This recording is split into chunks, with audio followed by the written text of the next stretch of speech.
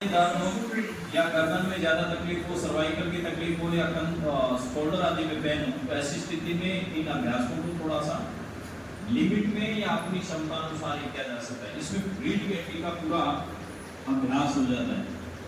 रीढ़ की हड्डी के सारे वर्टिब्रा जिसमें एक्सरसाइज हो जाती है, और इसमें बहुत सब नाड़ियां जो हमारे पेट में, लीवर को, आंतों को, किडनी को, इनको जोड़ने वाली नाड़ियां हैं जो ब्रेन से जुड़ी हुई होती है, उन नाड़ियों को ये ठीक करता है। इसके अलावा रीढ़ की हड्डी के विकार हो गए, कमर के दर्द हो गए, कमर के अंदर जकड़न अकड़न हो गई, ये सारे विकारों को ठीक करने में सहायक है।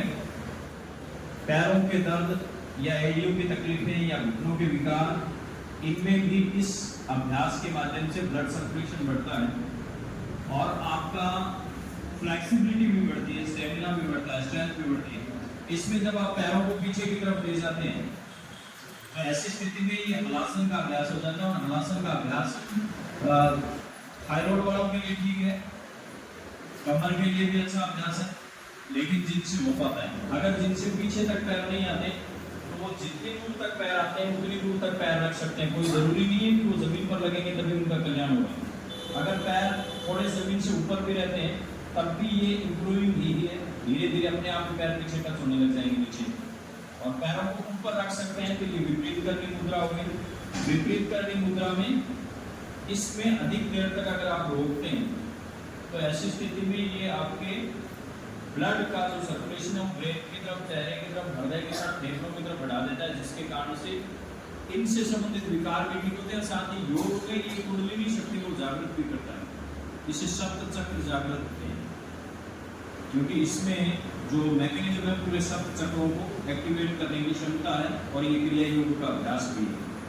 और अधिक देर तक रोकने से ये एंटी एजिंग अभ्यास है। जिनकी एज बढ़ती ही जा रही है, होते 20 के लगते 40 के हैं, इस अभ्यास को करने से 40 वाले 20 के लगने लग जाएंगे। एंटी एजिंग अभ्यास है। यदि सारा दिन इस अभ्यास को, ये मजाक की बात है हालांकि, यदि इस अभ्यास को अधिक देर तक किया जाता है, ऐसे नहीं कि आपके ऊपर हुए आपकी एज को रिवर्स हो गया, ऐसा नहीं होता है।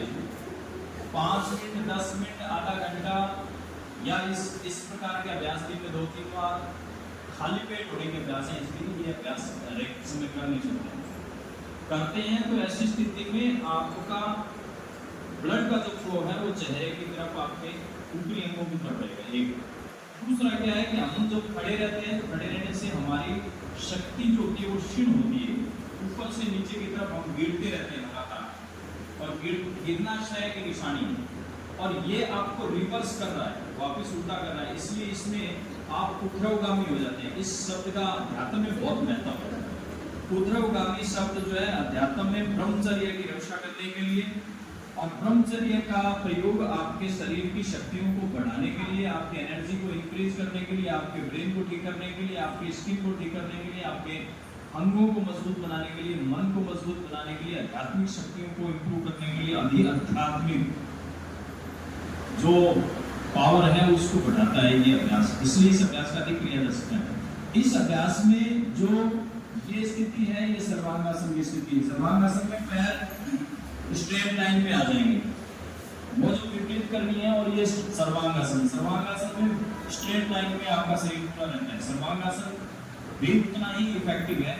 अच्छा, सर्वांगासन करने पर आप जो शीर्षासन नहीं कर पाते तो उनको शीर्षासन के लाभ मिलते हैं।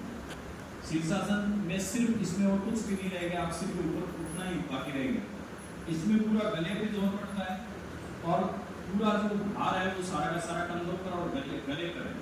इसलिए ये ब्रेन के क्षेत्र को अधिक ठीक करने वाला है, और साथ ही साथ इस शीर्षासन के लाभ भी इसमें मिलते हैं।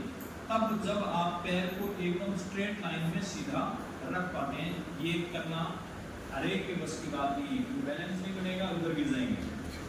मोटापा होगा तो छाती जो है वो खुदी को लगा देंगे, इसलिए वहां से भी सीधे नहीं हो पाएंगे। तो ये बहुत कम हो पाता है सर्वांगासन।